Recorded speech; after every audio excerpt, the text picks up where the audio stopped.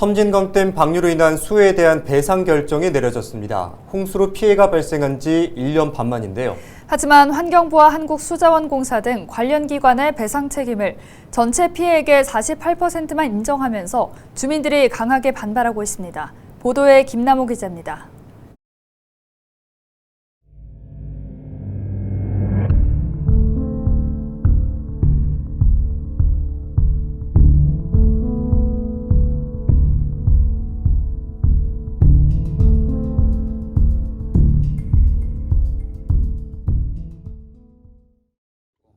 섬진강 상류인 남원시 금지면 금곡교 일대.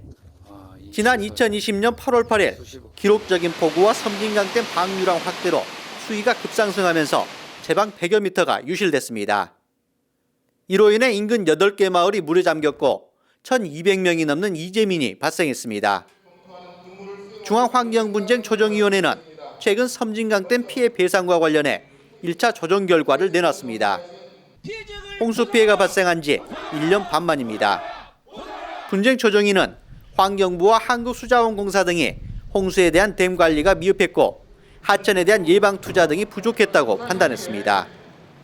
하지만 배상 금액은 주민 신청액의 48%만 인정했습니다. 관계기관이 고의나 과실로 관련 법령을 위반해 홍수 피해를 봤다는 내용을 피해 주민들이 명확하게 제시하지 못했다는 겁니다. 48%라고 하는 그 조정안을 발표를 했는데 저희 주민의 한 사람 또 피해 주민의 한 사람으로서는 대단히 불만이 많고 억울하고 좀 비통한 심정입니다. 안정적으로 그래도 생활에 좀 전념했으면 좋겠다 그랬는데 좀 늦어지고 그래서 1차에 빠진 분들이 좀 조정이 돼서 좀 발표가 됐으면 하는 그런 바람을 갖고 있습니다. 실제 분쟁조정위가 내놓은 1차 조정안을 보면 남원 지역 수해민 1,226명 가운데 배상 대상은 고작 218명에 불과합니다. 남원과 순창, 임실 지역 수해 배상 대상은 전체 피해 주민의 15%에 그쳤습니다. 여기에 피해액이 수십억 원에 달하는 양식장은 아예 배상 대상에서 제외됐습니다. 이들이 배상을 받기 위해서는 민사소송을 벌여야 하는 상황입니다.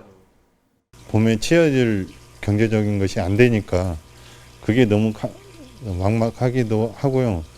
치아 들어오면 운영비도 또 있어야 되는데 그것도 또 경제적으로도 많이 힘드니까 분쟁조정위원회만 지금 하루하루 믿고 있는 상황에서 조정위원회에서 안 된다고 하니까 너무 앞이 캄캄한 상황입니다. 지금 현재로서는.